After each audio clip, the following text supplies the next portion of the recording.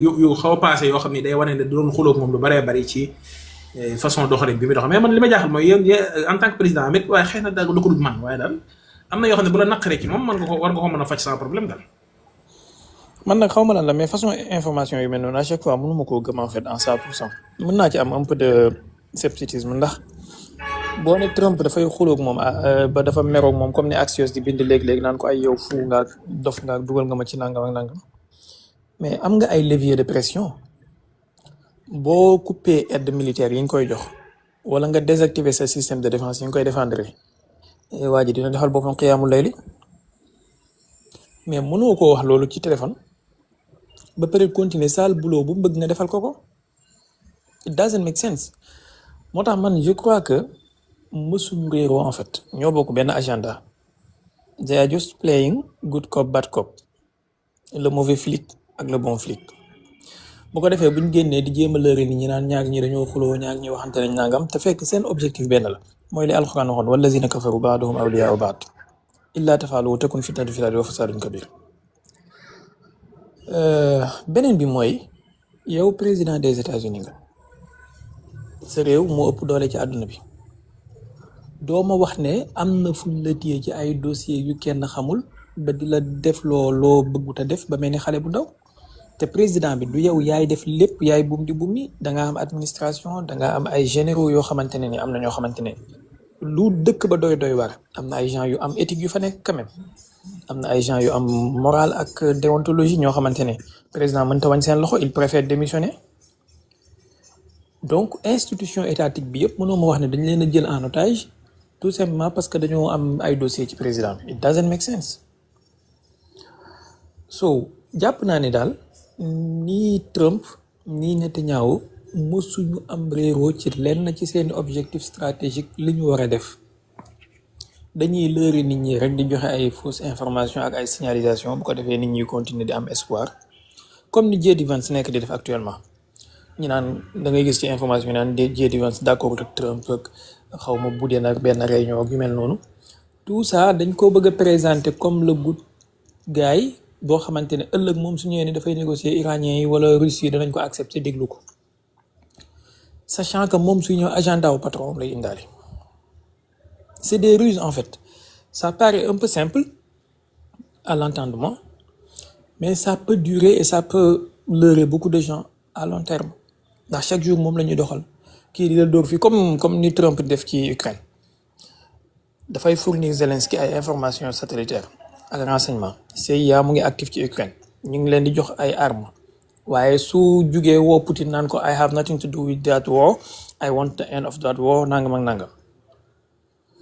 donc si tu te laisses berner par ces déclarations da ngay nelaw yow foog ne kii ku bëgg jàmm la kuy dox pour jàmm am la te fekk moom mu ngi investir lu mu mën pour ñu rey say soldats détruire say infrastructures that's the problem moo tax isa kunta fii amrin fakun fii man loolu lay reprocher iranien à chaque fois boo demee ba engagé wu ci guerre waroo dem ak benn loxo waroo dem ak ay loxo yu sol gant danga ciy dem ba jeex tàkk ça passe ou ça casse une bonne fois pour toutes surtout xam na ne lii c'est existentiel pour yow moo xam muy Iran moo xam muy Russie mais xam nga ne amul benn américain ci administration américaine bi wala ci deep state bi wala ci lépp luy institution ci Amérique lu dul ne bëgg-bëggam ak objectifam mooy de suprématie ak de hegemony of the United States of America lii su jaree ñu dëggaate réew yëpp dañ koy def they don't care bu jaree ñu dëggaate àdduna bi yëpp danañ ko def pour seen hégémonie ak seen suprématie continue donc ku ci ñëw ci ñoom naan la ay dafa bëgg jàmm d'accord ak guerre bi gars yi def contre yow ak nangam ñëwal nga négocier ak moom daf lay woo pour nelaw loola ñedd la ba nga dëgër keneen ki poignard la ñu jàll ci leneen lii xamee ne bi ñu ray yàgg na leen ko wax bu leen négocier amul sens amul benn njëriñ réformistes yi nekk di dox doolu naan dañuy dem négocier ji gis nga fi mu mujj maanaam fi mu toll nii dem nañ ba man li ma gën a naqari ci guerre bi tournant bi mu jël nii mooy dañoo banaliser actuellement attaquer Iran en fait il y a quelques années ci ginnaaw waxuma la nga attaquer Iran mais ay avion de reconnaissance su doon wala ay drone de reconnaissance su doon survoler côté Iran bi rek dafay commencer di bousculer marché yi, dafay commencer di indi incertitude, dafay commencer di flambeloo yenn prix yi. mais léegi def nañ en sorte que le territoire iranien est devenu open bar. saa yi bu neexee américains yi ñu bombarder sans problème. lan moo leen yóbbee loolu mooy ñàkk fayda gu toll ni giñ àndat di négocier ak ñoom saa yi bu ñu leen ci woowee. xaaral ma jël benn exemple ci live Mohamed bi maanaam su doon Mohamed ku ñëw ci live am bi saaga nit wala nga saaga nangam ak nangam mu bàyyi la fi ëllëg dina dem ba live bi nekk live saagakat ku nekk fi di saaga nu mu ko neexee. mais gis nga bi mu jëlee ay mesures draconiennes ku saaga ci commentaire yi mu muté la ku saaga ci kaw mu wàccee la soo moytuwul mu bloqué la mais même saagakat yi nga xamante ne ñëpp xamee nañ leen saaga su ñëwee fi dañuy jéem a modérer seen langage. donc boo nekkee ak hégémonie bu toll ni bu Amérique mu lay woo ci négociation saa yi bu nekk di jouer la perfidie te mooy trahison pour attaquer waat la après yow ngay nangu loolu. da ngay dem ba da ngay désacraliser sa sécurité bi nga amoon ak sa mysticisme bi nga amoon ci sa réew nga xamante ne personne n'osait t'attaquer ndax am na lu ñu la doon ragalee xel. bon mën nañ laa jox bénéfice du doute 2015 accord nucléaire 2018 ñu retiré wu ci amul problème c'était la première fois mais 2018 ba 2020 ñu rayal la Qasim Soleimani 2020 ba 2022 ñu rayal la ñoom Mohsin Fakhrizada continuer di assassiner say scientifique di assassiner say militaire par ci par là sa allié yi nga am ci région bi yëpp ñu di leen attaquer benn par benn te xamoon nga ne ci yow lañ jëm si buñ paree ci ñoom xamoon nga ne ci yow lañ jëm si. ngeen baal ma jël exemple bi maanaam boo ñëwee ci sëñ Abdou Samad def rasta ñu bàyyi la nga jàll nga dem ci sëñ Bass Abdou Khadir def rasta ñu bàyyi la nga jàll bu ëllëgee ci sëñ Muntaxa ngay jublu si ak say rasta waaye buñ la arrêté woon depuis le début doo ñemee dem sëñ Muntaxa ak say rasta donc l'exemple est fermé. donc boo ñëwee ñuy attaquer say alliés benn benn te xam nga ne cible finale bi yow la parce que depuis 2002 ñu ngi lay waajal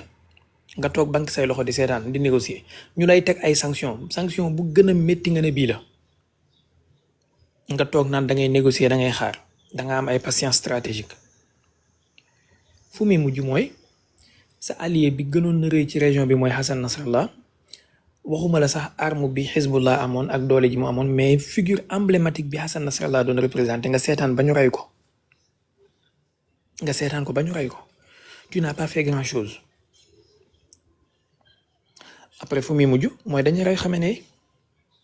parce que Hassan Nasrallah moo nekkoon barrière bi moo nekkoon garde fou bi ba ngeen seetaane ñu daaneel ko maintenant tout est possible ca bopp ba lañ jëm mooy Khamenei anamu tey ñu ngi naan rahimahullah te ba ñu ubbee buntu boobu ci rey Khamenei yéen déchaîné wu leen ci seen kaw defu leen wane ne li ñu def ni métti na leen ngeen toog di envoyer ay benn missile ak ñaari missile ak di recevoir ay négociateurs ak ay médiateurs résultat bal la joxe mooy seen nouveau guide suprême bi mu ngi ni ñemewut a feeñ mu ngi laqatu lii du musiba. naka ngay amee chef d'état boo xamante ne mooy chapeauté réew mi yépp le guide suprême mooy chapeauté président ñemewut a def apparition publique lu toll ni daji papaam ñuy wax 40 millions de personnes moom ñemewut a feeñ pendant ce temps ces assassins ñu ko rey wala ñi rey papaam mooy ay Netanyahu ak ay Trump ñu ngi doxantu ñoom di naan café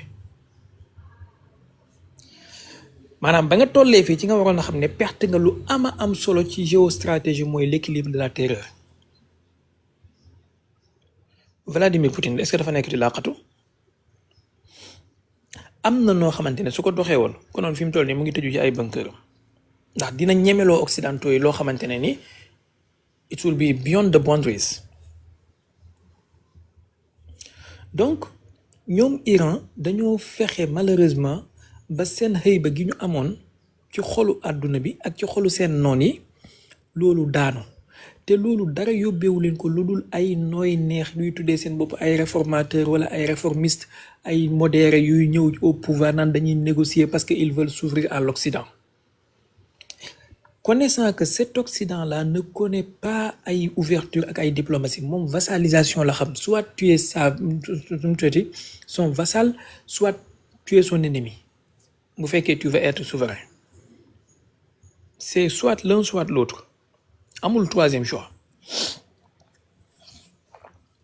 Soit da ngay jël avion buy jar 400 millions nga may ko comme ni Qatar def, soit da ngay jël investissement wu 600 milliards de dollars comme ni Arabie Saoudite def nga jox ko,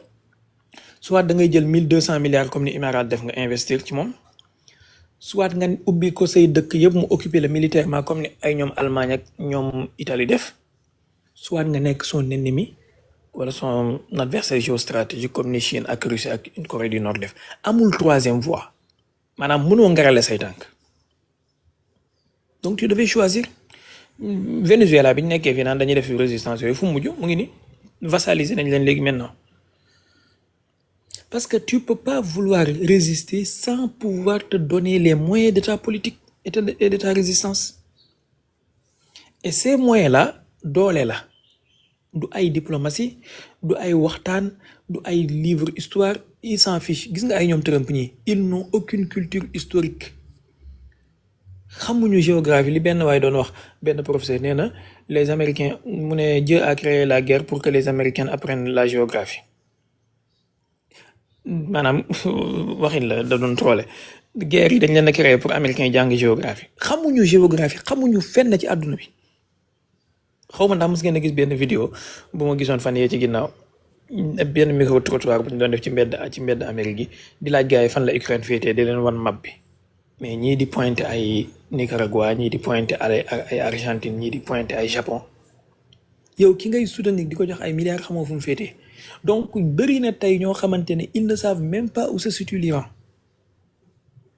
Pour ñoom Iraniens yi quand on parle des Iraniens on parle des gens en babouche ñuy sol ay dàll marakis wala ay dàll carax yuy téye ay kalachnikov di oddoo ay zimbang wala mberefete comme taliban yi. Looloo tax dañuy étonné wu suñu gisee Iraniens yi di lancer ay missiles ak ay drone. How they can do that? Naka lañ mën a amee ay missiles? Parce que pour ñoom Iraniens yi c'est des gens arriérés yuy sol ay dàll carax di yéeg ci ay montagnes téye babouchka ak kalachnikov ak yet di sàmm. Maintenant grande fut leur surprise bi ñu gisee Iraniens di am ay missiles hypersoniques ay missiles yuy fecc ak yu kenn xamul di fente système de défense anti-aérienne yi di dóor fu leen neex fu ñuy mujj mooy non Russie ak Chinois yi ñoo leen di jàppale. Parce que dans leur logique ci seen logiciel bopp bi ku dul Russe wala Chinois wala américain wala occidental mënoo defar lu baax mënoo am lu baax mënoo defar lu avancé. You cannot defeat the Patriot Pact 3, you cannot defeat the system THAAD wala you cannot defeat David Sling pour ñoom boo nekkul Russe wala Chinois. Léegi yow Iran boo xamee loolu man ce que je reproche à la politique de Khamenei et de Khomeini avant lui ban islam moo la tere arme bu lay défendre te yàlla wax la ne wa a'iddu lahum mastata'tum min quwwatin min quwwatin googu booy jàng arab jàngkati arab yi majalisiens yi nekk fii ñoom Adam Africano dañ lay wax ne min quwwatin googu quwwatu googu dañ koo nakiraal maanaam lépp loo mën a am ci doole wutal parce que nakira dafay laafal lépp lu mu su ma ne woon indi lépp loo am ci alal googu dama koo nakiraal foofu bul bàyyi dara daal ak lépp loo xam ne mën nañ koo considérer comme alal da nga kaa war a indi. Donc bala yàlla ne waa iddu lahum mastata'tum min quwwatin mais wax la ne utal arme nucléaire soxlawul ngay xalaat de midi à 14h naan da ngay jël ay fatwa di araamal arme nucléaire yaa xëy. Donc toutes les armes, tous les moyens sont bons pour te protéger et pour assurer ta défense. Malheureusement Khomeini xawma ban esprit majalisien moo ko jàppoon te xam nga le pire mooy Irada Khomeini bi muy jël fatwa boobu di araamal arme nucléaire allemand yi ñoom ñoo joxoon occidentaux yi de façon générale mais allemand de façon particulière ñoom ñoo joxoon Saddam Hussein ay armes chimiques mu bombarder Iran ak ay armes chimiques pendant la guerre Iran-Irak il a tué des dizaines wala des centaines de milliers de personnes. Khomeini gis loolu daal di jël fatwa ne arme de destruction massive dafa xaram. yow xanaa booboo waroon na gën a tax nga dem uti arme yu mel noonu ne serait-ce que pour protéger sa bopp léegi nag soo ko utee ba pare waxal ne ut naa ko waaye du ma ko utiliser c'est pour des raisons de dissuasion. man xaw ma ban ak na ngeen ma baal sérieusement Khomeini c'est quelqu'un à qui j'ai du respect mais ban esprit majalicien moo mën a yóbbee nit li lenn rek laa ko mën a comprendre mooy l'esprit majalicien en fait. léegi l'autre la Khamenei moom tamit ñëw. Qu'est-ce qu'il a fait? dafa réitérer waat fatwa wu Khomeini bi te kañ la ko réitérer mooy à partir de 2003 2004 ndax avant loolu diggante dans les années 90 ba 2000 Iran amoon na benn programme bu tudd projet Hamad pour étudier la faisabilité d'acquérir l'arme nucléaire. Ils ont tout étudié, tous les aspects techniques, les aspects financiers, nangam ak nangam lépp ba xam ne lu mën a nekk la. Maintenant politiquement dara desul woon lu dul jël décision bi. On est en 2001-2002, George Bush venait d'attaquer Afghanistan et venait de déclarer l'Iran parmi l'axe du mal. Khamenei ñëw 2003-2004 ne nañ arrêté projet Hamad bi parce que l'arme nucléaire va nous créer beaucoup plus de problèmes que davantage diplomatique nangam ak nangam mu jëlaat fatwa wu Khomeini bi delloo si waat ko. Bon après ñu continuer di defar ay missiles c'est bien mais sëñ bi ay missiles dafa dissuadé wul kenn ci àdduna bi jamono ji ay missiles dissuadé tul kenn parce que bu doon ay missiles képp mooy dissuadé konoon Ukraine ak occidentaux yi sukk nañ ci kanam Russie bu yàgg. lenn na rek moo tax occidentaux yi ba léegi ñemee gu ñëw dugg ci guerre bi directement avec la Russie mooy arme nucléaire am mais lu ñu mën ñu ngi koy def ñu ngi envoyé ay drone ba ci kaw toilu Kremlin. Donc bi mu jëlee fatwa boobu man je considère qu'il a porté un coup fatal ci dissuasion ak sécurité Iran parce que mënoo nekk ci benn région boo xamante ne région bu dangereuse la région boobu noonu kenn nit képp moo fa am wala ñaari nit képp ñoo fa am arme nucléaire kenn ki mooy Israël kenn ki mooy Pakistan te yow lañu pointé comme ennemi numéro 1 ci région boobu ba pare nga ne doo ko am. loolu bu dee am nga vision tuuti war ngaa xam ne tôt ou tard tu es appelé à disparaître parce que ils vont t'agresser da ngay fagaru mais defu ko tey fu mu mujj dépensé na ay centaines de millions de dollars ci projet nucléaire bi ak programme nucléaire bi enrichissement ak nangam tey mu ngi noonu ces installations nucléaires sont bombardées matin midi et soir. sëñ bi man dinaa dépenser ay centaines de millions tabax sama kër seetaan la pour nga ñëw bombarder ko nii comme ça te ma xam ne am na benn lampe wala benn appareil su ma ko installé woon ci kër gi doo ma ñemee attaqué ma bañ ko installé siyama nan la ay damaa jël fatwa dama ko araamal sama bopp. donc tey iraniens yi lan la ñuy tiitaroo ay am nañu ay missiles am nañu ay drone c'est bien. am nañu ay installation souterraine nangam c'est bien mais léegi li ñu yàq ci kaw nag temps de réparation bi mu leen di jëlal ressources humaines bi ngeen perte xam nga qualité généraux yi Iran perte loolu kenn daf ko mën a remplacer waat léegi ñaata milliards ngeen ci nar a dépenser waat pour reconstruire waat li ñu yàq yépp te milliards yooyu su liy yàquwutoon milliards yooyu xaj feneen c'est du gâchis.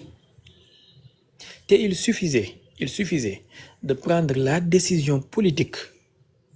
en moins de 6 mois Iran mën na am lu mu gàtt 10 têtes nucléaires taxaw kenn du ko attaqué moom du attaqué na salaamun qawlan min rabbi rahim romb ma romb la comme ni Mohamed Badiane di def ak wahabisti laa alayya wala liya Corée du Nord ngi ni kenn daf koo boole ci coow li kenn du juum ba tudd ko. même journaliste français yi suñuy tudd turam dañuy il remue la langue 7 fois ci seen làmmiñ balaa ñu koy tudd parce que adduna bi loolu la xam. Chine gii su dul woon ak arme nucléaire am yàlla xam na ni problème mu Taïwan bi konoon xaaj nañ ko, wala problème mu Xinjiang bi ci Ouïghour yi konoon xaaj nañ leen bu yàgg ba créer ko problème.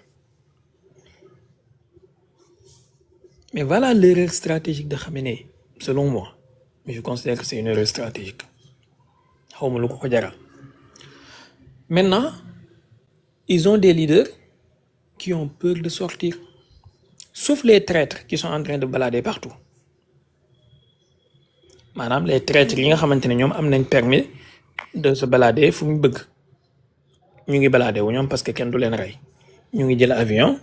ñu ngi génn ci télé yi, ñu ngi def ay conférence de presse, ñu ngi joxe ay interview. Mais le vrai leader moom ñemewul a génn, kenn xamul fu mu nekk ba léegi. Depuis mois de février lañ ko fal, xawma mars, on est au mois de juillet.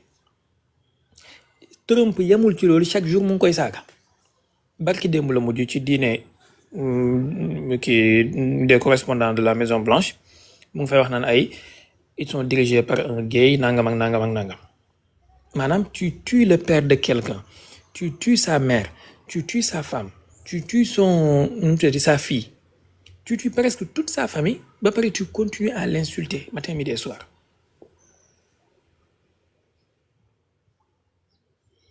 Donc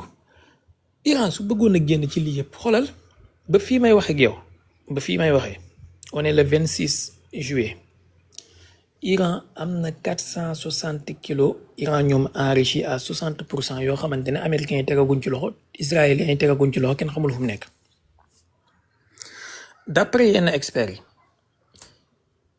460 kilos yooyu Iran mën na cee defar lu mu gàtt 10 à 12 wala 15 têtes nucléaires selon la puissance. Pour mu jëlee enrichissement boobu de 60% à 90%. xawma exactement ñaata temps lay jël, du ma expert en la matière, mais li ma xam mooy nga jugee 0 ba 20% moo gën a jafe nga jugee 20 ba 90% ci enrichissement nucléaire. Donc kon suñu bëggoon na dem vers l'arme nucléaire, diggante bi guerru 12 jours yi jeexee léegi ça fait 1 an, konoon lu mu gàtt ci 1 an Iran am na 12 têtes nucléaires taxaw di seetaan. waxuma la 1 an, diggante février ak léegi ça fait 7 mois wala 6 mois. ci 6 mois Iran mën na cee defar arme nucléaire parce que 60% yi ba 90% ci enrichissement bi du jël 6 mois. du jël 6 mois. surtout ak xeetu centrifugeuses yu ñu am qui sont en partie des centrifugeuses très avancées. léegi su dee Trump dafa ñëw ne il a éliminé les plus durs. Maintenant, qui prennent les décisions? Où sont les preneurs de décision? xanaa dooma wax ne tous les plus durs ci biir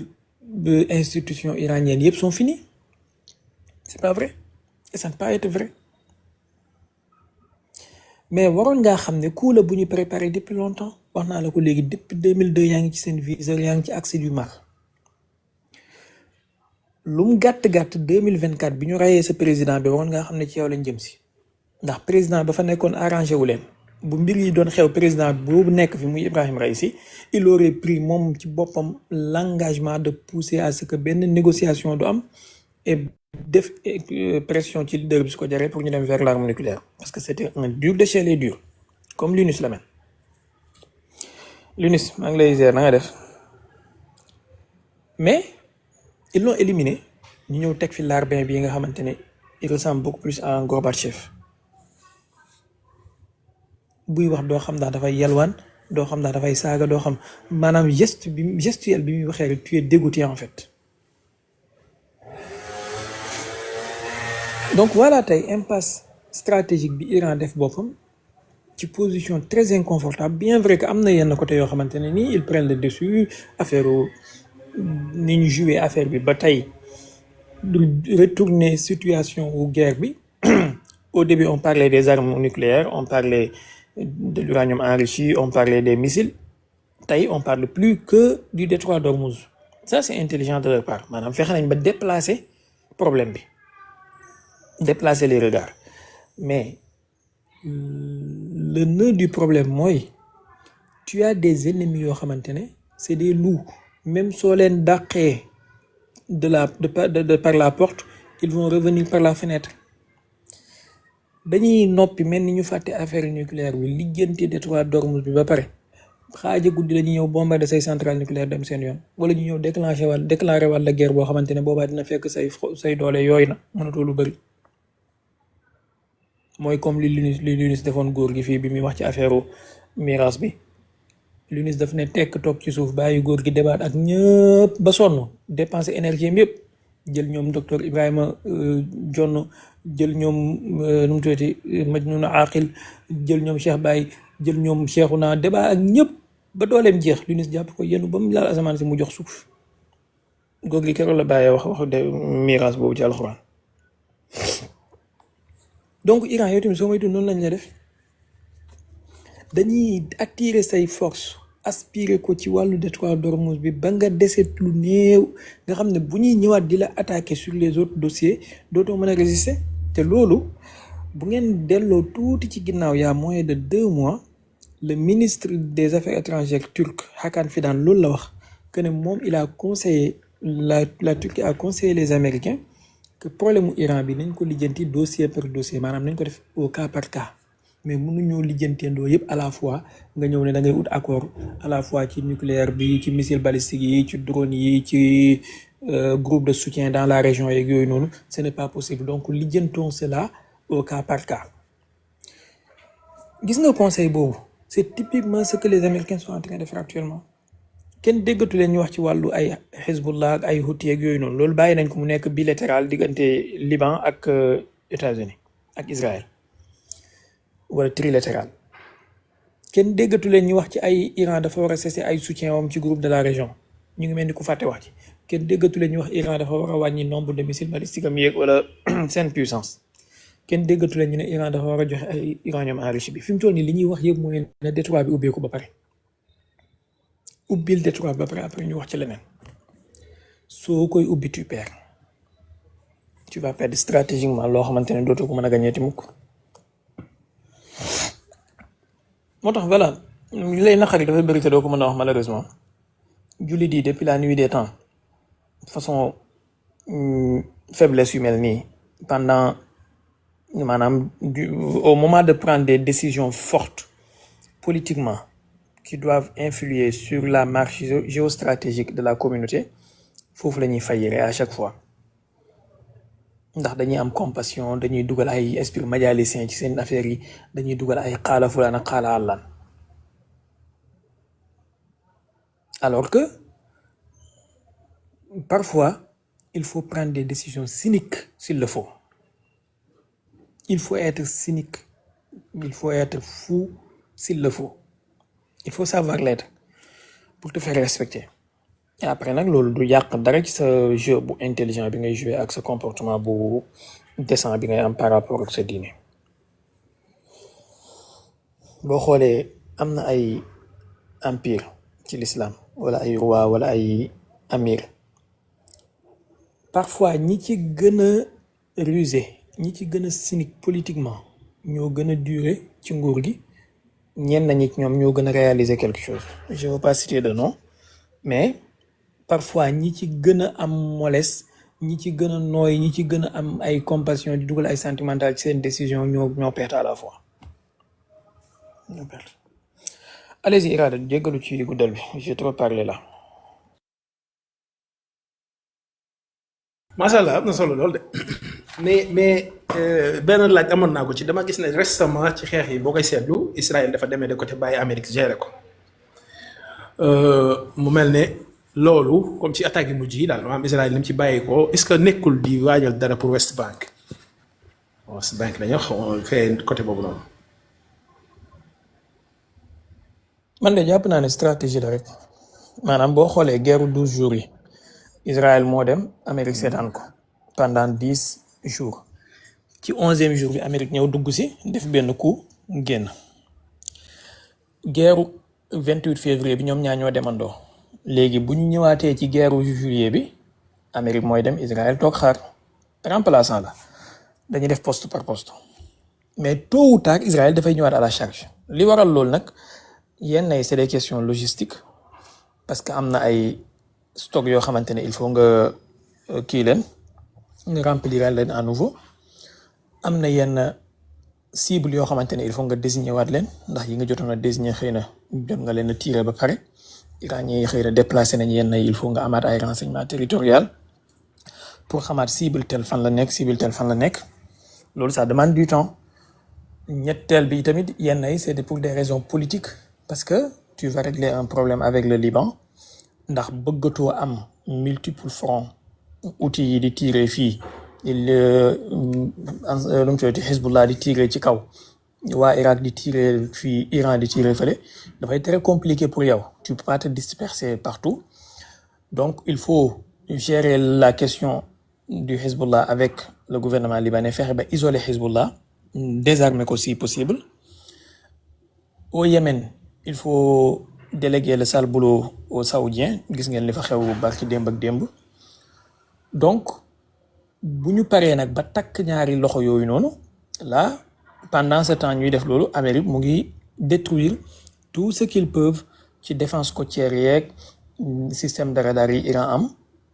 dans le sud ak le sud-ouest. Alors pendant ce temps ñu ngi réorganiser wu seen machinerie militaire bi tourne à flot bu ñu demee ba néewal doole de façon très conséquente les alliés jàpp ne war nañoo mën a ñëwaat à la charge là ça sera benn opération boo xamante ne all out war lay doon to all front maanaam attaquer Iran attaquer Yémen attaquer dafay nekk dañoo bëgg knock out maanaam benn dóor mu daanu mu jeex une bonne fois pour toutes. Et loolu mënul am buñ ko defee comme nañ ko doon defee il fallait ñu dégrader de façon graduelle puissance adversaire bi ba nga xamante ne buñ koy songaat duñ fa fekk dara day song rek mu daanu comme li ñu def kii Bachar el-Assad depuis 2015 bi ñu xamee seen échec stratégique dañoo def recul commencé di armer ay groupe ndànk-ndànk par ci par là léeg-léeg Bachar el-Assad ñu may ko mu avancé tuuti ba jàpp confiance diggante 2020 ñu def profil bas ba Bachar foog ne gagné na commencé di génn di reconquérir ay villes ak ay villages ak yooyu mais ñu ngi gënoon na imposer sanctions yi ñu ngi daan gën a dooleel rebelle yi 2024 bi ñuy attaqué waat fekk na dara nekkatu fa da ngaa yéen rek dóor mu daanu ci une semaine ñu daaneel ko lii mooy seen projet pour Iran parce que Israël du am jàmm mukk tant que benn ci ñaari yëf amul soit ñu dépasser Iran complètement comme ni ñu def Syrie néewal ko doole conséquemment comme ni ñu def Irak ba dootul représenter benn menace soit Iran am arme nucléaire rétablir l'équilibre de la terreur bu ko defee ku nekk toog sa kër benn ci ñaari kese moo mën a lijjanti situation bi mais c'est une guerre à mort et il faut que l'un d'eux y perde la vie mënul ñàkk maanaam situation bi kenn mënu cee génnee comme ça ni comme si de rien n'était ñu delluwaat ci statu quo il faut am lu xew soit ñu dépasser Iran complètement balkaniser ko yàq ko soit Iran jël courage am à deux mains dem ci l'UNIS mu yedd leen waar leen ñu dem ci Ibn Moustapha mu làkk leen ay anglais ak ay français ñu ñëw defar arme nucléaire toog bu ko defee ku nekk toog sa kër ndax gis ngeen affaire Erdogan bi moom tamit xam nga Trump dafa dem il y a 2 semaines dik ko ne ko dana ko jox ay F-35 dana ko réintégrer waat ci système F-35 bi Erdogan ne dafay jël système S-400 mi jaay ko Émirats yi Israël a fait pression sur Trump démb laa gis ñi bind ne congrès bi bañ nañu réintégration Turquie ci F-35 pour des questions juridiques xawma la nag lan it was obvious que ne Israël du bàyyi benn ci réew yi ci région bi foofu mu am ay F-35 benn puissance militaire Israël du nangu mu émerger dans la région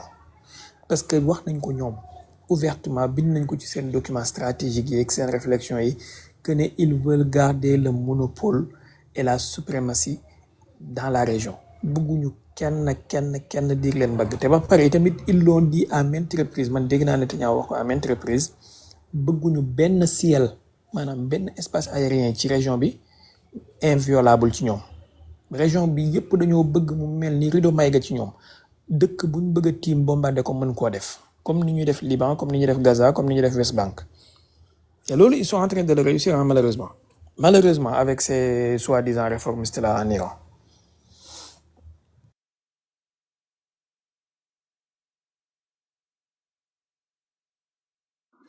salaamaaleykum. allah macha allah. ah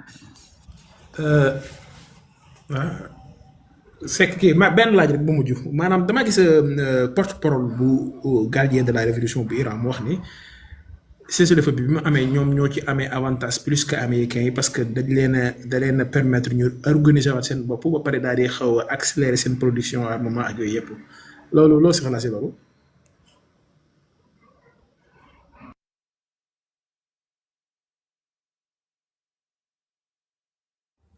baal ma répéter mu ne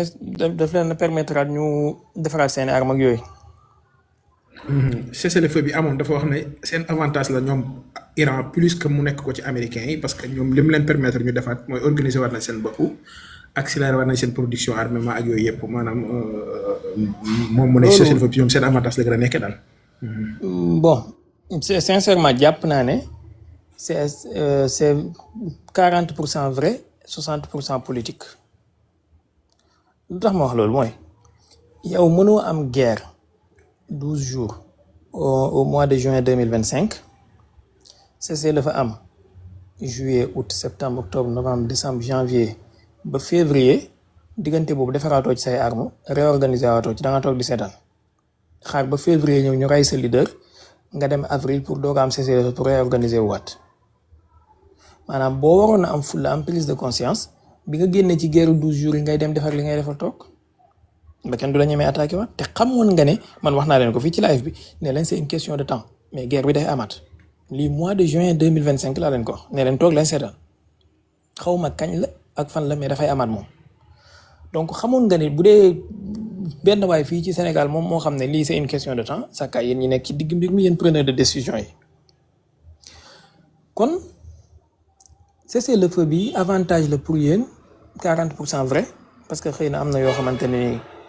di ngeen ko mën a amaat di ngeen ko mën a defaraat di ngeen mën a amaat beneen information bu bees ci façon guerre yeeg yooyu noonu ak bett gi ñu leen bett ak yooyu mais yonent bi dafa wax ne ku gëm yàlla kenn du ko màtt ci pax ñaari yoon te yow màtt nañ la ci pax 4 fois diggante 2024 ak léegi 4 fois te yonent bi nee na ku gëm yàlla muumin kenn du ko màtt ci pax ñaari yoon ñu def anglais nañ lañ koy waxeetee sax am na benn proverbe bu anglais di wax ne bon jàpp ma baat bi ci anglais mais li muy signifier rek mooy nax ma benn yoon shame on me shame on you soo ma naxee ñaari yoon shame on me yéen anglophone yi xam naa di ngeen xam li ma bëgg a wax donc yow trompé nañ la benn yoon shame on them mais buñ la trompé ñaari ñeenti yoon shame on you so léegi lu tax ma ne jàpp ma ne 60% c'est vrai jàpp naa ne c'était une erreur d'accepter le cessez-le-feu ndax da nga tolloon ak adversaire bi foo xamante ne nii benn instant dafa nekkoon à l'agonie mënoo jekku nit am penalty wu 90e minute di génn terrain bi di ko bàyyi comme ni Pape Thiaw def Maroc soit dit en passant maanaam mënul nekk Iran dafa jekku woon Israël ak Amérique ci benn instant prix pétrole bi yeggoon na ba $125 $125 loo xamante ni kenn xamul kañ la gëj a am moment boobu c'était prévisible que ne Trump dina supplier tous les dieux de l'univers pour Iran accepter cessez-le-feu Israël demoon nañu ba seen système d'alerte précoce yi 5 minutes la ñuy am alors que ci début guerre bi 30 minutes avant lañ daan am alerte précoce mais dem nañ ba mujj gi ça a été tellement dégradé qu'ils avaient que 5 minutes am na sax ay missiles yu daan dal ba pare alerte bi du déclenché wu léegi yow naka ngay tollee foofu ba pare di teggi sa tànk di may adversaire bi muy noyyi waat di defarwaat di jekk-jekkalaat pour ñëwaat attaqué waat la c'était une erreur donc te boo continuer woon tuuti insister tuuti adversaire bi moom ci boppam mooy jonkan ci sa kanam nangul la li nga bëgg bàyyi la ci jàmm parce que il fallait une victoire décisive boo xamante ne ça va dissuader l'adversaire de sorte qu'il comprenne que la paix n'est pas un choix mais c'est une nécessité mais tant que l'adversaire pense que la paix est un choix mën na koo décider saa yi bu ko neexee mën na koo interrompre saa yi bu ko neexee saay bu ko neexee daf lay ñu attaqué mais il faut le forcer de sorte que mu xam ne la paix c'est une nécessité pour moom, c'est une obligation. la chèque ci la lay may jàmm. Maintenant ils ne l'ont pas fait, ñu teggi seen tànk. Américains yi réorganiser waat indiwaat seen système d'alerte, defaraat yenn radar yi mën a defar jekk-jekkal liñ mën a jekk-jekkalaat. xoolal demoon nañ ba militaire américains yi dañ daan daw di laqatu ci ay hôtel ak ci ay appartement ak ci ay Airbnb ci Imaaraat ak yooyu. ñun ñëpp gis nañ ay drones yi daan abattre ci ay Airbnb di cibler ay militaire américains. mais bi nga nangoo cessez-le-feu bi doo leen may mooy da nga leen a may droit ñu jël seen militaires yi léegi organiser waat leen ci ay bunker, xam nañ nañ leen dencaatee ba am moyen de perte. La preuve, première phase de guerre bi l'Amérique a eu 16 pertes, deuxième phase de guerre ba léegi 4 lañ am xawma 5 ci liñ wax ñoom. Ça veut dire qu'ils ont appris ñoom tamit à mieux se protéger contre toi. kenn du jekku noonu di ko bàyyi. il fallait lui donner le coup de grâce. ba pare boo defoon loolu konoon adversaire bi du ñëwaat di la menacer waat à ce point di ñemewaat interrompre ay maanaam saborder waat ay signature am, ñàkk a respecter ay engagement am ak yooyu noonu. mais may nga ko temps boo xamante ne nii c'était inutile pour yow te yow mënul ngaa tenir parce que bi guerre bi tàmbalee fi man waxoon naa leen ne leen bu guerre bi durer avantage yu Iran la ndax ñoom ñoo gën a am capacité de résilience. Ils n'ont pas de problème à ce que nga rey seeni militaire benn ñaari ñett ñeent fukk, tandis que Trump su commencé recevoir ay coffre wala ay coffre militaire benn ñaari ñett ñeent léegi tey mu am problème ak congrès bi, léegi tey mu am problème ak population américaine bi. Iraniens ils pourront ne pas avoir problème avec le baril de pétrole à $120 $150. Américains yi su baril bi yeggee $130 gallon bi yegg $7 ba $10 ñu commencé am problème. ñoom Moustapha ñu ngi fi xam nañ li may wax te am na benn instant gallon bi demoon na ba $4 dégg naa. Donc il fallait très peu, tuuti moo desoon rek soo insisté woon gallon bi dina yegg $7 ba $10, baril de pétrole bi yegg $135 ba $140. yàlla xam na ne Trump loo bëgg mu signé la te fa lay jaaree may la jàmm ba faw dootu la ñemee attaqué waat. donc wax dëgg yàlla jàpp naa ne déclaration boobu moom 40% vrai 60% c'est pas vrai. daa mel ni Iraada daa tëb de.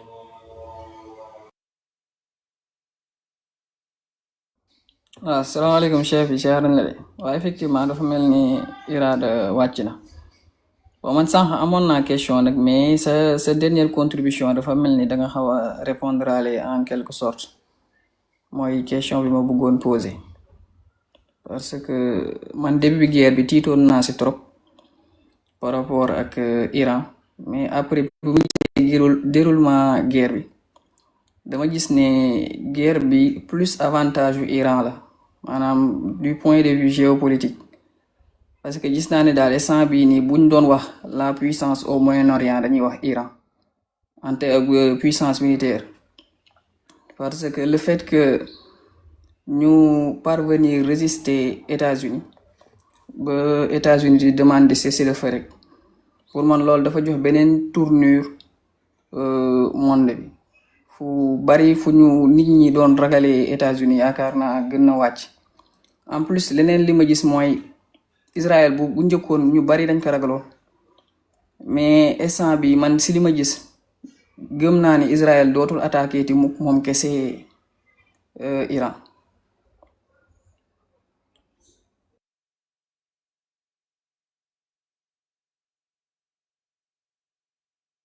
maa déggatul wala. man maa arrêté sama contribution. D'accord, ok. Non en fait am na lu ci avantage yu Iran loolu c'est indéniable mais de façon globale dafay am tout le temps ay avantages ak ay inconvénients yoo xam ne il faut nga jël leen comparer leen pour xool à moyen et long terme lan lay joxe parce que Israël dootu attaqué ci Iran moom kenn bon ça on peut dire que victoire u Iran la wala boog avantage yu Iran la mais le problème mooy ndax inviolabilité bi Iran amoon amati na ko léegi la réponse est non parce que tey li ñuy tuddee nu mu tuddati l'initiative de l'escalade nekkatul ci loxo iranien yi américains yi ñoom ñoo ko yor. Irada mu ngi koy bind sànq guerre bi taxawaat na kan moo décidé mu taxaw parce que Trump moo toog 12 jours attaqué wul képp lu tax attaqué wul man jàpp naa ne 2 raisons la mais Trump daal moo toog 12 jours attaqué wul iranien ñoom tamit see seen loxo mais il faut pas yow da ngaa toog di nelaw mu ñëw attaqué la waroo kaa may moom su ko neexee affaire bi jeex maanaam nan laa ko mën a waxee ce n'est pas lui qui doit décider la fin de la guerre. Il doit te supplier pour que la guerre prenne fin donc moom bu ko neexee mu toog attaqué wul yow kon neel say attaque ba mu xam ne li mu def defuwul bu ëllëgee dootul ñëw di la attaquer comme bon lui semble mais Iran est toujours dans la réaction et jamais dans l'initiative soit daal nga attaqué ko mu attaqué la benn ñaar ñetti missile 10 20 missiles boo arrêté mu arrêté mais c'est pas comme ça. Parce que bu fekkee noonu nga nekkee bis buñ lay attaqué waat daf lay bett te buñ la bettee mën nañ la dóor koo boo xamante ne boo kawoo dootoo jugaat surtout koo xamante ne wax na ko ay yoon kan daf laa bëgg a anéantir dafa bëgg nga disparaître dem bay bind ci ay Twitteram naan dafay anéantir sa civilisation sëñ bi xam nga ni kooku bëgg lu la jàmm yéene wala jàmm donc tu dois pas lui laisser l'initiative de l'escalade et dans la matière de la guerre dafa am lu am solo lu ñu tuddee initiative de l'escalade kan moo am initiative qui détient l'initiative détient le monopole de la guerre ak sax moteur bi ak direction bi parce que moom mooy conduire guerre bi fu mu ko neexee saa yi bu ko neexee mu yéegal baar bi bombarder ay pont yow nga réagir saa yi bu ko neexee mu wàcceewaat ko yem ci ay bombarder ay radar ak ay sites militaires ak ay casernes saa yi bu ko neexee mu remonter waat baar bi bombarder ay centrales nucléaires wala ay kii électrique yow tamit nga def la même chose bu ko neexee mu remonter waat baar bi bombarder ay usines de dessalement non waroo kaa may honneur boobu noonu waroo kaa may privilège boobu parce que moom mooy agresseur bi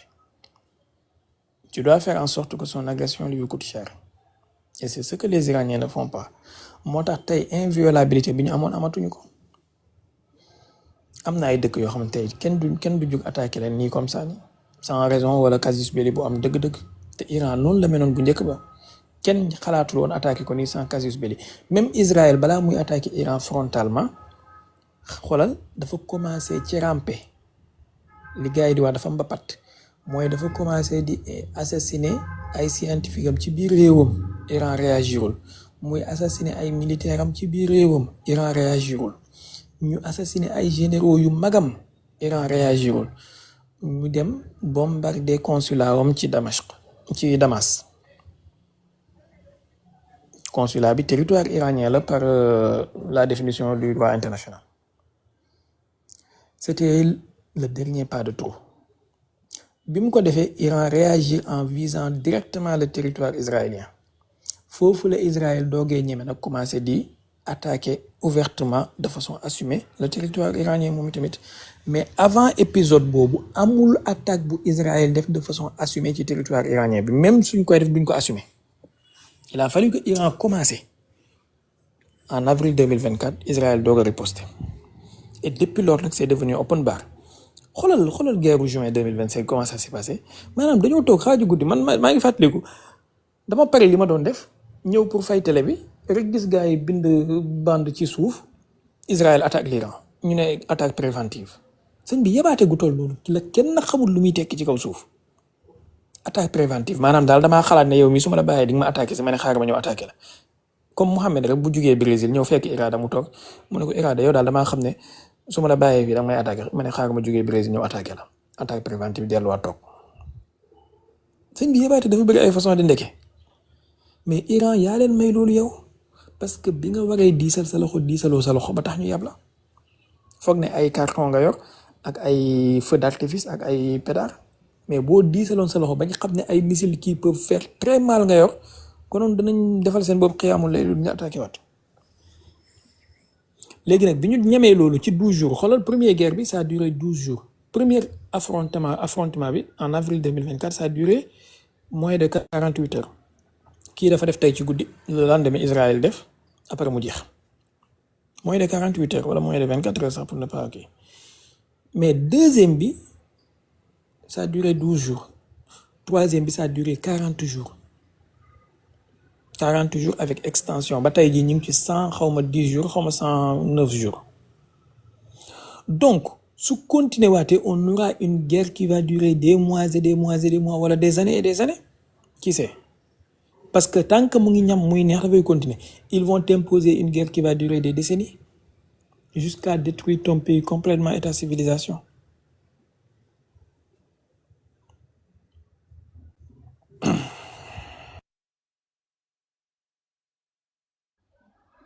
waaw foofu comme li ma waxoon sànq rek fa lay ñëwaat parce que yaakaar naa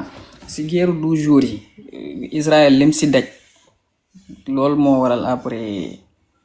États-Unis ñëw participer maanaam directement si guerre bi mais aussi su ma jumulee d'habitude États-Unis bu daan participer si ay guerre da ngay gis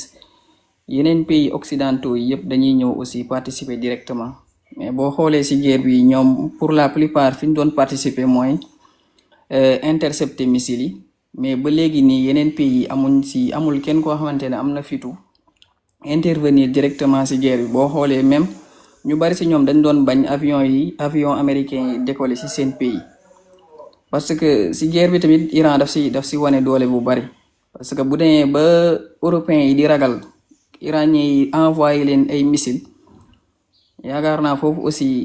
maanaam iranien yi am na benn ascendant psychologique boo xamante ne def nañ ko si dans le monde de manière générale. Beneen bi aussi pour man li tax ñoom ñuy def yenn calcul yi boo xoolee Iran dafa nekk dëkk boo xamante ne dafa wéet si guerre bi daal man loolu laa gis boo xoolee pays musulman yi ko wër yëpp mën nañ ne ay pays ennemis lañ parce que pour des fois si attaques yi si dëkk yooyu lay jóge. Beneen bi aussi mooy États-Unis d'habitude guerre bu mu dugg que ce soit États-Unis que ce soit Israël yeneen pays maanaam dañ fay dawal kii nii terme bi laay fàtte mais dañuy def de telle sorte que comme si gisuñu lii xew duñ si ñemee wax daal boo xoolee à part Espagne ak su ma jubulee Brésil la raar na nga dégg benn pays boo xamante ne intervenir na si directement mais man daal li ma gis foofu noonu si côté boobu pour man Iran am na benn ascendant boo xamante ne am na ko si ñeneen ñi mais aussi gëm naa ne bu fekkoon ni iraniens yi dañ pousser guerre bi à l'extrême israéliens yi mën nañ réagir lancer leen ay bombe atomique man loolu laa jàpp pour man loolu moo tax demuñ ba à fond daal. waaw li nga wax ni am na une partie daanaka wuute ñaari nit ñuy analyser xëy na duñ ci wuute mais israéliens yi mën nañoo dem lancer leen ay armes atomiques lu yóbbee iraniens yi ñuy ragal loolu ñàkk arme atomique ñoom tamit suñu amoon arme atomique duñu ragal loolu kan moo leen ñàkkloo arme atomique seen propre décision wu bopp la foofu laa commencé sànq. Si tu sais que tu peux avoir la bombe atomique et si tu l'as, tu es inviolable, tu es inattaquable, tu dissuades et tu refuses de l'avoir, mais tu auras la peur d'une bombe atomique. lii mooy résultat bi en fait. Iran su amoon arme atomique quelle que soit escalade buy mën a am Israël du xalaat utiliser arme atomique contre moom. lu tax américains yi xalaatuñ utiliser arme atomique contre la Russie actuellement parce que xam nañ ne suñ ko defee mutuelle destruction mutuelle mooy am. Mais est-ce que américains yi hésité nañ benn yoon bi ñuy utiliser arme atomique contre Japon? Donc mooy li may wax ni Iran ñoom ñoo dugal seen bopp ci benn mazaq nuñ ko mën a waxee ci olof sax maanaam ñoo dugal seen bopp ci benn coin benn impasse boo xamante ne ni kenn xamul lan la kenn xamul lu leen ko yóbbee en fait ay ascendant psychologique ascendant moral c'est bien beau mais en politique y a pas que l'ascendant psychologique et moral parce que gis nga ces occidentaux là amuñu moral amuñu psychologie ils sont perfides gis nga saay bu leen ko situation bi permettre Nations Unies la ñuy dem voteelu ay sanctions wala ñu jël ay sanctions unilatérales imposer la ko doo ci mën dara asphyxier sa économie saboter sa dëkk infiltrer la financer ay groupe de manifestation soi-disant droit de l'homme créer ay émeute ci sa dëkk bi def ay révolution de couleur lii mooy seen mode d'emploi te dañ koy bind des dizaines et des dizaines d'années y a des think tanks yoo xam ne loolu mooy seen liggéey ay ñoom Rand Corporation ak ñooñu noonu matin midi soir ci loolu rek la ñuy xalaat ci la ñuy liggéey.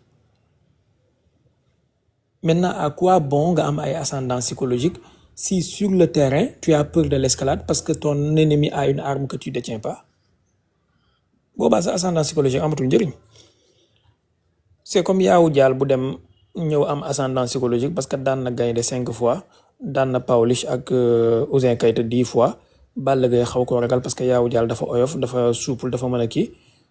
mais gis nga bis bu ko Balla Gaye jàppee ba ne nuuj ba takk loxo yeeg tànk yi yenu sëñ bi foofu ngay xamee ne ndekete am doole am na njëriñ de boo sañoon dem uti doole balaa ngay wut ay souplesse ak yooyu. kon Iran dañoo dugal seen bopp ci benn impasse boo xam ne mënoon na ñàkk te buñ ci nekkul woon konoon danañ am ascendant psychologique bi ñu bëgg te danañ continuer garder seen dëkk intact garder seeni leader intact garder seeni ressources intact. Maintenant Israël a pris des dommages loolu c'est indéniable looloo tax ñu def sax ay censure militaire pour kenn bu mu filmer bu mu nangam tout ça kenn du ko weddi. Les gardiens de la révolution ont fait très mal à certaines installations israéliennes et américaines de la région. Mais la politique, c'est elle qui gâche tout. Parce que si tu as une politique qui n'est pas coordonnée avec le militaire, qui n'est pas coordonnée avec la vision du général, boba, tu as un problème. Parce que le militaire, il veut se battre. Et li moy xew Iran. L'aile militaire veut se battre. Et l'aile politique veut négocier. It doesn't match. Parce que elle politique bi négocier ils ont tendance à céder sur tout parce que ils sont des pro-occidentaux yoo xamante ne seen mentalité ils sont brainwashed par l'Occident ñoom Abbas Araghchi ñi ay Londres lañ jàngee ak ay Amérique. Abbas Araghchi il est formé à Londres ki ko fa jiitu Jawad Zarif il était formé aux États-Unis. Donc c'est des Américains, c'est des Occidentaux dans l'âme. Son second là, le vice-ministre iranien des Affaires étrangères, il est formé à Yale, qui programme Young Leader, il a beaucoup de Donc c'est des gens formés par l'Occident, formatés par l'Occident. C'est un logiciel de pensée, c'est occidental. Kooku nak mënul compatible avec l'aile militaire qui veut faire très mal, qui va aller très loin, parce que si l'aile militaire veut faire quelque chose, il faut l'approbation du politique. Et le politique, non, il ne faut pas viser ces sites-là, il ne faut pas viser ça, parce que ça risque d'agacher l'Iran. Et dans les médias, et dans les salles de négociation, quand mon fighter, ce n'est pas le militaire, c'est le politique. La négociation, c'est Araghchi et Khalibaf. Tu ne vois jamais les militaires là-bas, parce que ils sont dans les tunnels. Ils s'occupent que des missiles et des drones. Mais la réalité, les militaires, ils en ont marre parce qu'ils veulent se battre. Ils veulent que cette affaire soit réglée une bonne fois pour toutes. Et les politiques sont là, lâches qu'ils sont en train de négocier, de faire des va-et-vient à Genève et à Oman comme des larbins. Moi, comme les Sénégal, je dis tout le temps les politiciens, le système bien le pire mot en Iran actuellement. Lolu motax nak bu ko defee militaire bu kii bi politique bi tout le temps même bu amee ay concessions ak ay traîtrises yu mu def ils vont essayer de masquer ça avec des agences de com ak de relations publiques wane ne oui c'est une victoire stratégique de l'Iran, ascendance morale, ascendance psychologique. Mais si ton ascendance morale ne te garantit pas la liberté, la défense, la sécurité, ascendance boobu amul njëriñ. Ndax tey suñu demee ba Ukraine ñemee attaqué benn bateau iranien ci mer Caspienne ba pare Zelensky di ko publier ci compte Twitter am di ko bàkkoo, c'est qu'il y a problème. Qu'est-ce qu'ils ont fait? Ils ont pondu un communiqué ñoom iranien naan waa ils se réservent le droit de répondre bu fekkee Ukraine continue na. Mais boo amoon ful le jour bi Ukraine def loolu la nuit ngay bombarder Kiev avec 2 missiles Sigil. Missile Sigil ça fait 2500 km, ça peut atteindre Kiev. Missile Khorramshahr, ça fait 4000 km. Waxuma la Kiev, ça peut atteindre jusqu'à Royaume-Uni. Tu bombardes Kiev avec 2 missiles Sigil et 4 missiles Khorramshahr. Zelensky va se terrer comme un rat. Dootul ñemee génn di fees bakkan bi mel ni ku naan cocaïne. Naan ay dafay attaquer say bateau.